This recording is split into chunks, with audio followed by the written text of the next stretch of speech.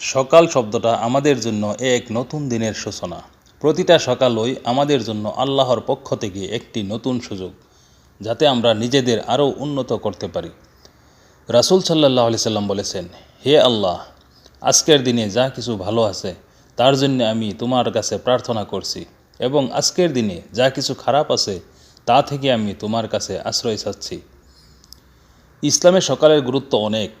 সকালে ঘুম থেকে উঠে নামাজ পড়া এবং আল্লাহর কাছে কৃতজ্ঞতা প্রকাশ করা, এ সবই আমাদের জীবনে শান্তি ও বরকত নিয়ে আসে।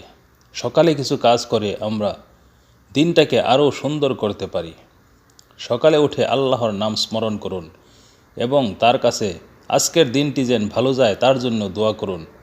ফজরের নামাজ আদায় করুন। ফজরের নামাজে অনেক বরকত রয়েছে। কোরআন পড়ুন এবং এর অর্থ বোঝার চেষ্টা করুন। সকালে হাঁটা বা ব্যায়াম করুন, যাতে শরীর ও মন দুটোই সতেজ থাকে। মানুষকে সাহায্য করুন, হতে পারে সেটা ছোট কোনো কাজও। সকাল আমাদের শেখায় যে প্রতিটা নতুন দিনই আমাদের জন্য নতুন একটা সুযোগ। আমরা যেন এই সুযোগটা কাজে লাগিয়ে নিজেদের জীবনকে আরও সুন্দর করে তুলতে পারি।